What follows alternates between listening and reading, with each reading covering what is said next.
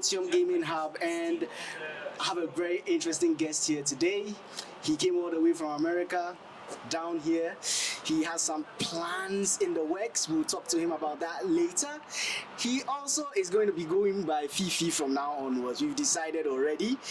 Let me introduce you to him now. He is Sebastian Burton. Sebastian. Wow, what a pleasure. No, sorry, I forgot. I'm calling you Fifi. Fifi. Yeah. Fifi. Nice to meet you. Nice to the meet you artist too. formerly known as Sebastian, Yes. now Fifi. Yes. What a pleasure to meet you, Leroy, and the Esports Africa team. I've seen so much of your work. I'm a fan.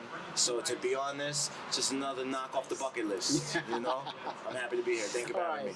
That's great. All right, Sebastian, before we begin, before we talk about the ongoing tournament and your plans for Ghana, I would first like to talk about you as a gamer and as an esports enthusiast. Could you tell us how you got into this space? Man, listen, probably similar to you. I just was a fan, right? 1993, 1994, Sonic. You know, the first Sonic. You remember the first time you ever turned Sonic on? I was more JRPG guy. Oh, wow. You started at this level. Yeah. So for me, I was a basic, I turned on Sonic 4 or 5 years old, and I just remember seeing that blue hedgehog, the sparkling water, all in this 32-bit, but just brought me into this world with the music, the very famous Sonic music, Green Hill Zone. And I just remember from that day, I was like 4 or 5 years old. I remember being like, this is the best thing I've experienced in my 5 years on Earth. Like, I remember it. You remember very things when you're small. Yeah. I remember being like, this is Sega. What is this? And it just progressed. And by 15, I knew that I wanted to play competitive because maybe when I was 12, 13, Xbox Live came out. You remember Xbox Live? Yeah. I mean, obviously, and when it first came, now you could play people across the world. Yeah. And once I got into that, man, I just was like, I knew how much fun I was having, how competitive it was. These competitors I'm meeting from Ghana and Japan and everywhere, everybody's so competitive. We're all different, but we all meet on the battlefield and we talk for hours and have fun. And that's just when I knew. So I jumped on the train from Connecticut. I'm from Connecticut. I jumped on the train I had school on Monday, so I was only 15 years old. And I jumped on the train on a Friday and went to Philadelphia. This is 2 hours away. And I came back with money. And right from then, I was like, I'm going to try to do this for a career. And I remember my dad thought I was absolutely crazy. And people say that. But my dad thought that, he needed to put me in Arkham Asylum. He thought I was crazy because this is 2005. Yeah, okay. So he's like, this guy thinks he's going to play video games. I've ruined my son, But I was lucky enough to have the foresight and the vision because I was on Xbox. And if you remember you first started playing, there's so many people. So I was just thinking this is gonna pop. It's gonna pop because I have 100 friends. My friends list is full, and all my friends list is full. So that means there's so many people playing. And I was very young, but I believed it was gonna be big, and then I was able to take it to the rest is history. So you were just so certain, you didn't have a backup plan, you were just full steam ahead. Listen, I of course, I recommend anybody to get educated, right? But I dropped out of college in 3 days. But I would recommend anybody get educated however you can get educated. So that doesn't mean, don't go to college or whatever. That's a whole different conversation. What I remember was I was set. And I remember, that was later. That was 18, right? College. And that time, my dad didn't think I was crazy anymore, but he definitely was like, okay, well, if you're not going to go to college, what's your plan? And even when I didn't have the plan to explain like I did to you now, I believed. Faith on a mustard seed, I believed and I was set. So any opportunity that came, fun, not fun, challenging, easy, I took it because I knew something would open up a door to the next opportunity. That's the key. Just always know, as long as opportunity knocks, you have a chance to open the door. And I've always believed that. So that's kind of like my mantra. You have to, you hear it from Fifi first. When the opportunity knocks, you open that door. So what does your dad think of Golden Standard Gaming? Well, I mean, it was his birthday yesterday, and so I called him, and the first thing he said is, I can't believe you're calling me from Africa, and I'm so proud of you. And that's the first thing he said. That was yesterday. So it's been a long 10, 11 years, but to hear that was worth more than money. Money can only do so much for you. That was absolutely priceless. This guy's having great questions. Can we just... Great questions. So let's get into what you are in Ghana. Tell us, what exactly did you come here to do? Oh, this guy's got great questions. Loaded. Yeah, I think for me, 2 years ago, so I'll give you a thing I don't usually tell in interviews, but I'm in Ghana. I have to do something I don't do. This is Fifi, no longer Sebastian. Yes. My grandmother, rest her soul, Linda Lee Sanders, was a Black Panther. And in America, the Black Panthers in the 70s were a revolutionary group that wanted to help out the injustices on Black Americans. And she instilled in my dad, and which instilled in me, be very proud of your race. Be very proud of who you are. Don't just be black and proud. And so I'm probably like that naturally because of how much I was raised in it. But outside of just the everyday toughness, and you're familiar with America, so the everyday toughness of maybe race relations, things like that, George Floyd really triggered something in me. You know, we see these things, and ever since smartphones came out, we see these stories and we hear them. But to watch that, right, from the start to finish, and for the person to know they're on camera, to know that this won't be a thing, that was the moment that I, first of all, in transparency, I mean, rest in peace to George Perry Floyd, Breonna Taylor, and everybody we've lost to senseless, unarmed Black people being murdered, right? But that moment particularly was just, it broke my heart. I thought I felt heartbreak from Mike Brown. I thought I was devastated from Trayvon Martin, and I was.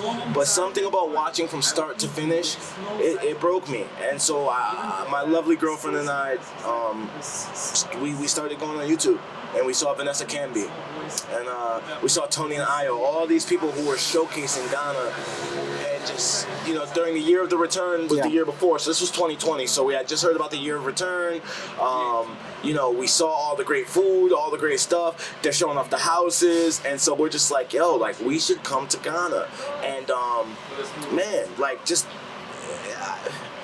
it was a dream. We just were like, man, hey, we don't know how to do it, but we're gonna make a plan in 2020. And by the grace of God, 2022, we're here with you. And I gotta tell you, it's better than any YouTube video could ever hope to tell. But it seems like from what you're saying, it was more of a plan to come and witness the country. How did it transform into esports? So, of course, I danced with the one that brought me. I know that Ghana, so working with my good friend Kwesi Hayford on LinkedIn for the past few years, I knew how big the esports scene was here.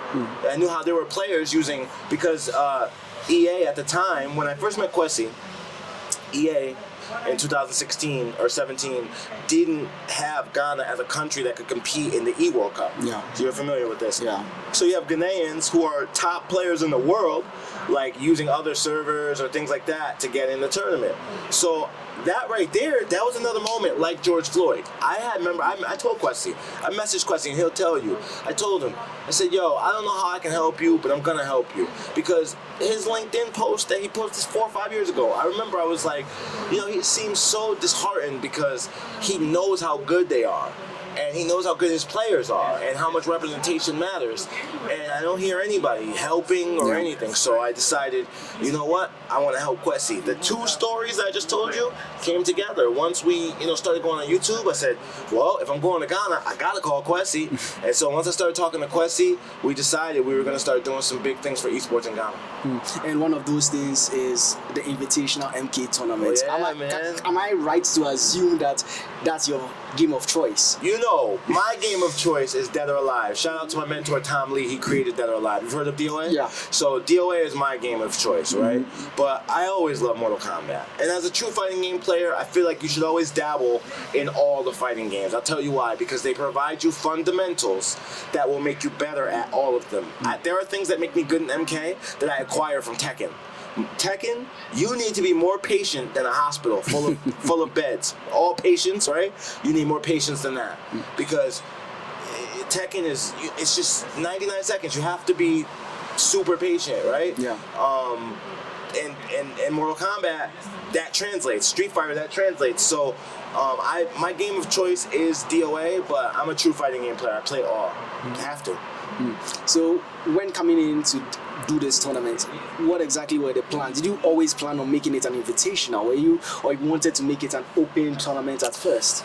So at first, what I wanted to do was have like everybody. I was just gonna bring like a certain amount of money, And anybody who could beat me, I was just gonna give them 100 because I'm that confident. I'm like, if you can beat me, you deserve 100 CDs, you know? But Kwesi thought more strategically and thought, what a way to make it about the players and some of the top players. We have people like Fizzy who came from 3 hours and, you know, give them a chance to come and play at the highest level. And I thought that represents gaming more than me, you know, trying to say I'm the best. That, you know, so we wanted to be an invitational. We have some Foreigner legends comes inside. to Ghana to showcase he's better than the Ghanaian Oh man, gamers. yeah, I didn't want to be this guy, right? I didn't want to be this guy. So thanks to Kwesi and the Esports Association Ghana because they helped curate this. And how dope is this venue? Yeah. Yeah, awesome. It's an incredible venue.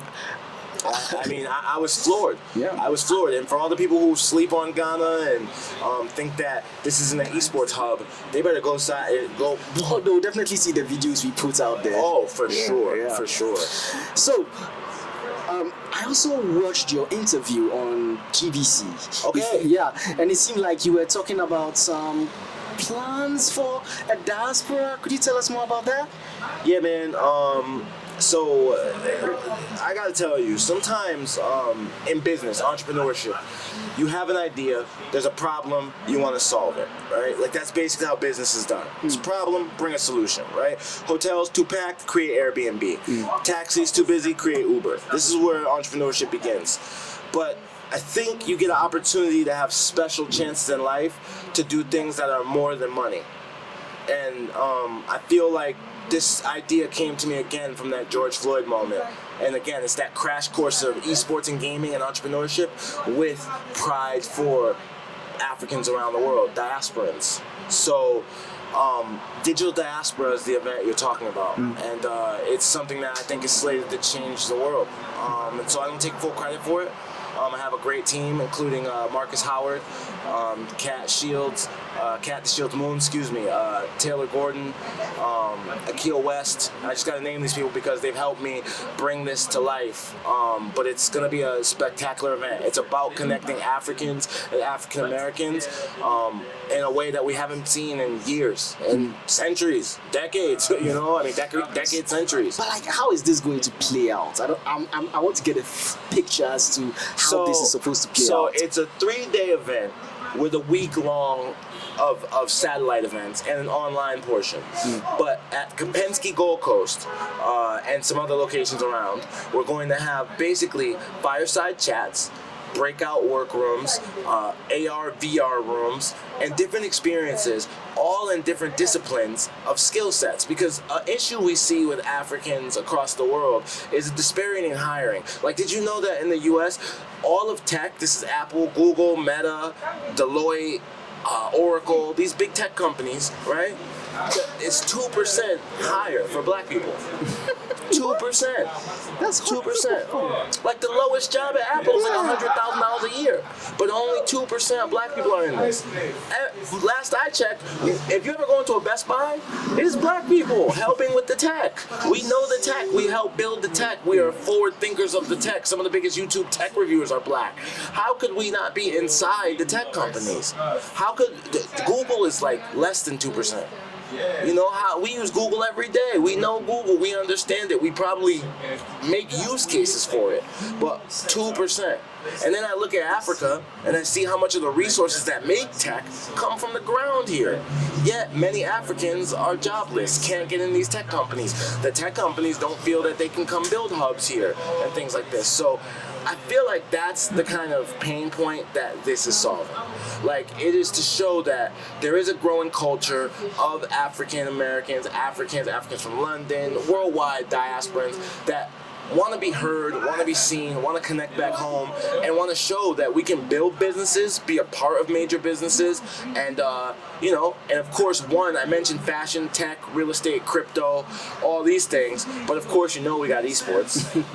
We have to have esports. Got to. Yeah. So we're gonna do a special tournament at Digital Diaspora, and it's gonna be only local entrants here in Ghana. Some of these guys maybe, but the winner is gonna get a 6-week internship at Soul Folks in Leimert Park, Los Angeles. Whoa. So they'll spend 6 weeks in the You States. should have told me this earlier. I would have gone. You would have I been I would have been training. I don't play a lot of competitive esports. Like I said, I'm more of a JRPG kind of guy. Yeah. This is the true. This is true gaming. This is true gaming. Okay. Yeah. If you stay with like Final Fantasy, you know 15 Fire was the last one, Emblem, right? yeah. Fire Emblem. Those are you got to put your hours in. Yeah. You got to farm. You have to grind. You have to grind. I love man that knows grind. This man knows the grind. He knows the grind. Respect, baby.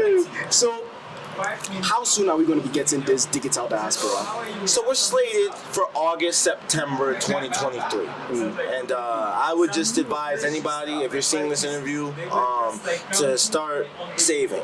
Start inquiring with it. We're gonna have groups around America, small groups that talk about these things every month. So Chicago, Texas, Los Angeles, California, San Francisco, California, everywhere around the country. We want to have small groups that can help talk about these things. Maybe help you because maybe you're not at the point where you go, okay, well I don't want to come to this summit because I don't even know what I want to do yet. Maybe that's why you would join your local digital diaspora group and community so you can find your way. But outside of even just this event and what it's going to do, I urge all African Americans and diasporans across the world just to come to Ghana and feel what you feel as soon as you step off the plane. It's not explainable. You know, I can't stand here and explain. It's like me trying to explain air to you, right? I can get scientific, but like, you know, I can explain air in a science term, or I could hold your nose and you're gonna go, oh, air. You know, so it's like that's what the feeling is here, and I think even overall the opportunities and job creation and entrepreneurship opportunities we're gonna create, I think the biggest thing is just the experience of coming home. Is there going to be some kind of fee to be part of this? Yeah, there'll be a ticket. You need to have a ticket, but you know, we're open to the thing we're working on is trying to help as many people come as possible. We'll cover it, right? That's the goal. We want to cover as many people as possible who are willing to better themselves. That's what this event is about. Yeah. Bettering yourself, building your network, you know, showing that the company Digital Diaspora is actually a creative recruitment agency. And so what that means is only those 3 days of the year are we at Kopensky doing these things, right? Are we at maybe here, right? And these places. The rest of the year, we're working to get the people who are in our network hired at Apple, hired at Facebook, you know, at Meta. These places. This is what the company is. The 3 days is kind of like a celebration. So, you know, maybe we'll have Esports News Africa, you know, come on stage and speak. You know, we'll have them come on stage and speak and explain media in Africa. Explain. These are conversations that are not being had, and we want them to be had because we know that as African Americans and diasporans across the world, we can bring things here, and we know this. I'll tell you, I've been here for 2 weeks. There's plenty we can learn. Yeah. Plenty we can learn. Okay, so what other plans do you have for Ghana, and how much longer are you going to be staying? So, I can't reveal all my plans. Of course not, Okay. but I want a little gist. Okay. I'd say that if this was a book on Ghana, we have just gotten to the 3rd page of the prologue. Right? We're just If at the this beginning is of the the prologue. prologue, then what is? I'm telling you, baby, this guy knows. I'm telling you, it's on. It's on. I got shown home. Shout out to Ambassador Bennett. She was, in fact, one of my favorite parts of this trip. She's back in the States right now doing some work in D.C. She's the ambassador of the diaspora. Okay. So we went down to the Diaspora African Forum today and had our names engraved in the wall. And it was a magical moment. Me and T both almost came to tears. We made a charitable donation to the forum, and they put us on the wall like a couple spots below Michelle and Barack Obama. Yeah, it's like I can't wait to show you. I'm gonna show you. Oh, just magic, and that opened a new sense of pride in me that I never knew if I was gonna. I never knew, right? I never knew. Like I thought I knew. We've been planning this trip for like a year. So like I knew, but it's not too. That's what I'm saying. When you come, it's a different experience, and this is just a prologue. All right, it's been a pleasure talking to you. But before I let you go, I have to first finally ask, where did choosing come from? You know, chosen one is this term that comes from the Bible, right? Many are called, few are chosen. And so I feel like, you know, when people ask me, why are you the chosen one? I say, well, why are you the chosen one? You know, there's 9 billion sperm that come, and only you make it, and we're here now. That's pretty good odds. Yeah. So, you know, we're all chosen ones, you know, but there's only one chosen one, the golden one. Yeah. AKA Fifi. You see what I'm saying? I've decided I'm calling you Fifi for the rest of the day. That's it, brother. That's it. I can't. Thank you. Thank you. Thank you to Esports News Africa. Thank you to Ghana, and just I can't wait. Future's so exciting. Is there anything else you'd like to say before I let you go? Yeah, man. Shout out to everybody who's helping Digital Diaspora. Shout out to Esports News Africa. You guys always deliver dope news. Keep me updated with things. Shout out to Eniola and GamerX. Shout out to the next young black person, male, female, whatever. It's important for you to know, like, you can make this happen. You know, I'm just a kid from my Xbox. You see right on my LinkedIn profile. You know, you've seen it, Yes. right? I came up off the Xbox the strong way. As long as you believe it, you know, you put faith in the mustard seed, you'll get there. So this is a shout out to you. Whoever's watching this, and in 20 years, when you blow up, remember this interview. Remember, I knew you were coming. All right, Fifi, it has been great having you. And enjoy the rest of your stay here in Ghana. And I look forward to chapter 1. Oh, it's coming. It's coming. I'm humbled. You're going to be a part of it. Thank you so Thank much. God. Wow.